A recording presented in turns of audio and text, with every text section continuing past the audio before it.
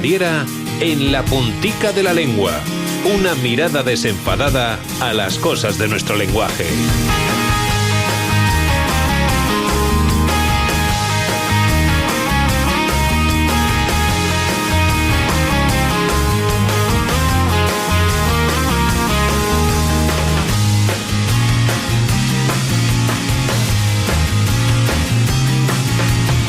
Y casi 7 minutos, recibimos hoy en los minutos dedicados a las cosas del lenguaje a José Luis Aliaga. Es profesor titular del Departamento de Lingüística General e Hispánica de la Universidad de Zaragoza, y las relaciones entre la lengua y el género han centrado parte de su actividad investigadora de cómo y por qué están conectados la lengua y el género. Hablamos hoy con él, con José Luis Aliaga. José Luis, buenos días. Hola, buenos días. Bienvenido a La Puntica de la Lengua, ¿eh? Gracias. ¿Hablamos de manera diferente las mujeres y los hombres? Bueno, pues esa pregunta, digamos, habría que responderla en varias etapas. Por un lado, en principio no deberíamos, ¿no? Si atendemos a la facultad humana del lenguaje, en la que alguno de mis compañeros es muy experto, en la que en principio es común a la especie humana, y en eso no hay diferencias por razón de género ni por otros motivos, pues entonces en principio no deberíamos hablar de manera diferente. Lo cierto es que a partir del comienzo de la socialización de los seres humanos se ha constatado que se produce unas diferencias ya desde edad muy temprana en el uso de los recursos lingüísticos por parte de hombres y mujeres, que llegan a la edad adulta, y todas las lenguas estudiadas dan fe, desde esta perspectiva, quiero decir, dan fe de que bueno, hay una cierta especialización, dependiendo del tipo de sociedad de la que se trate, pues una cierta especialización en el habla, en ciertos rangos de la actividad verbal, en el habla de mujeres y hombres de manera diferencial. ¿Y cuáles serían esos rasgos lingüísticos diferenciales más destacados entre el habla de hombres y mujeres? Pues abarcan, digamos, todos los niveles del uso verbal, ¿no? Desde el fónico hasta el pragmático, de organización de la conversación, etcétera. Por ejemplo, hay un componente más o menos biológico por ejemplo, en la altura tonal de la voz, pongamos por caso. Sin embargo, es un aspecto que se puede educar. Y que además las diferencias que hay entre los tonos típicamente agudos de hombres y mujeres son diferencias que culturalmente son percibidas de manera también diferente, y que juegan con una desventaja en contra de las mujeres, porque esos tonos agudos suelen ser percibidos como menos, digamos, menos asertivos, y menos, pero suelen ser objeto de menos atención. Pero también es un factor que se puede educar. Es famosa la anécdota o la historia de la ex primera ministra británica Margaret Thatcher, que tenía un tono de voz muy agudo, y que según sus asesores eso la conducía, digamos, a que tuviera un aspecto de autoridad menos impositivo o menos acorde con el cargo que desempeñaba, y trabajó durante años para hacer un poco más grave su tono de voz, para poder sonar, digamos, más creíble en el espacio público. Y lo acabó consiguiendo. Sí, efectivamente, así es. ¿Qué nos cuentas, José Luis, de las teorías que tratan de explicar las diferencias lingüísticas entre mujeres y hombres? Bueno, esas teorías se enmarcan ya todas ellas dentro del ámbito de la revisión feminista sobre el análisis lingüístico, que como se ha ocurrido con el resto de disciplinas académicas, pues se ha llevado a cabo desde mediados del siglo XX, ¿no?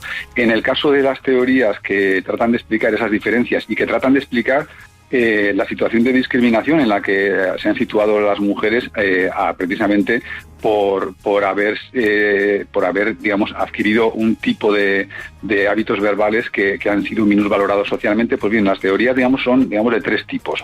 Una que estuvo muy de moda en Estados Unidos al comienzo de los estudios feministas sobre el lenguaje, es lo que vino a llamarse la teoría del déficit, que venía a decir que las mujeres, digamos, tenían una adquisición incompleta de ciertas estrategias verbales, sobre todo las típicamente masculinas, masculinas, asertividad, etcétera. Entonces, que el problema se resolvería cuando estas pues se hicieran con esas estrategias verbales y, por lo tanto, adquirieran el tipo de hábitos comunicativos que hacían que, digamos, los varones dominaran el espacio público.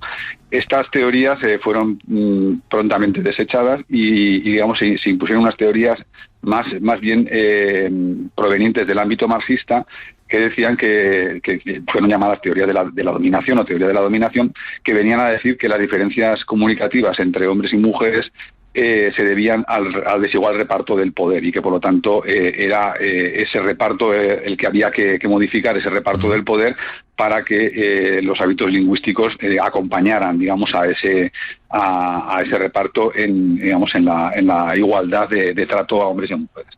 Y finalmente hubo una tercera, porque no han desaparecido ninguna de las tres versiones, hay un tercer campo, digamos, de interpretación, según el cual las diferencias entre hombres y mujeres son de tipo cultural, digamos, por el hecho de haberse socializado en universos parcialmente distintos, y entonces el problema no reside en un reparto desigual del poder o en un déficit, sino en la desigual valoración que recibe el habla del hombre y la mujer, y entonces por lo que hay que trabajar sería por equiparar la valoración social, por equiparar la estima social a los rasgos típicamente femeninos o que han sido históricamente típicamente femeninos o típicamente masculinos. Claro, es verdad que el lenguaje acaba desempeñando también su papel, ¿no?, en la discriminación por razón de género. Esto, dicho así, ¿es correcto, José Luis?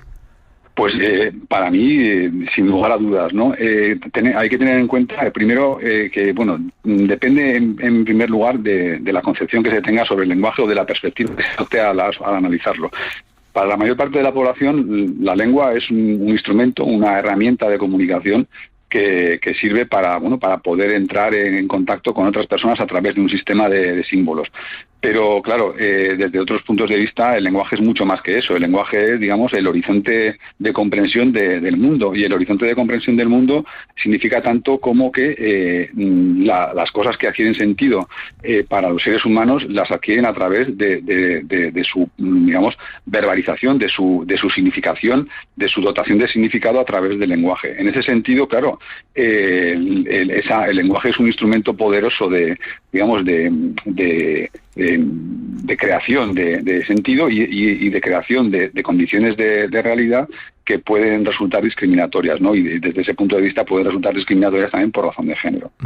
Que hay que entender por lenguaje sexista y androcéntrico, y en sentido contrario por lenguaje inclusivo.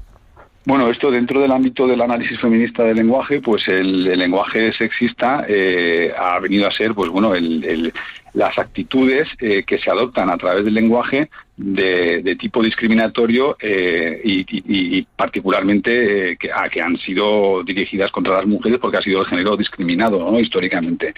En el caso del androcentrismo se trataría de un punto de vista según el cual lo que han hecho los varones es, digamos, la generalidad, lo que ha hecho la humanidad, ¿no? Es un punto de vista que se manifiesta a través de ciertos discursos y de ciertas unidades lingüísticas que pone, digamos, al varón en el centro del universo y como patrón de medida de las cosas, ¿no? Digamos, relegando a las mujeres a los márgenes de ese concepto de universalidad, ¿no?